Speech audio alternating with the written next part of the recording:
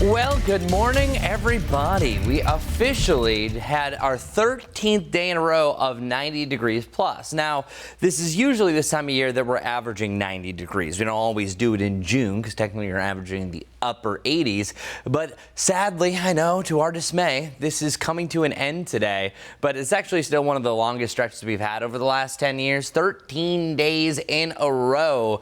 20 was the most. That was back in 2020, coincidentally. So yeah, we've had a pretty good run so far, and we're only looking at highs in the upper 80s today. I want to show you that some of us are going to hit 90 degrees. Called out Morganton earlier on. So Morganton is also part of what's called the isothermal belt. Just the conditions, the topography often allow them to get a lot warmer than the surrounding areas, sometimes as much as Charlotte. But the reason why I think Morganton is going to be much warmer is, one, you see sunshine much earlier there, and two, you actually have cooler temperatures down towards the south because clouds are lingering the longest to the southeast. We'll start to see the clouds break heading into the afternoon, so still enough strength to get into the upper 80s. But today, by far, is the bottom. We'll be back to lower to the mid-90s to complete the week, back to lower 90s through the weekend, and then up to 94 on Tuesday for we're back to 90 degrees. This is a pretty temperature swing that's usual for this time in July, so nothing too out of the norm. Our satellite and radar showing a little bit of light rain right here in Pineville. I think that's barely coming down,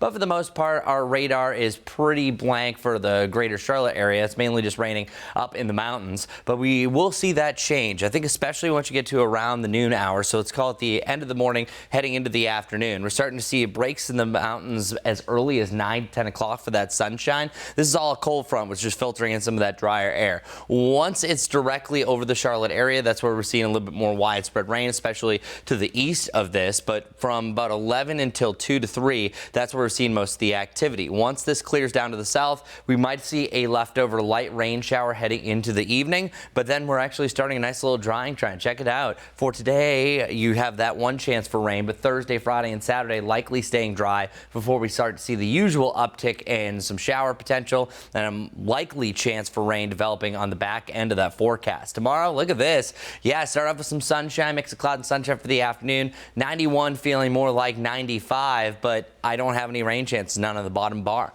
If you're already looking forward to maybe a fireworks display on Independence Day, temperatures are going to be trending in the mid 80s right around 8 p.m. for your 4th of July, down to the mid 70s. So a nice forecast there. So a 7-day forecast, 94 on Friday. All is well for the Charlotte FC game if that's how you're spending your Saturday. And then on Sunday, 91 before we start to warm back up. Sunday, I think, is our next chance for an isolated shower or thunderstorm, so just keep that in mind. But not a bad looking 7-day. Pretty typical for July.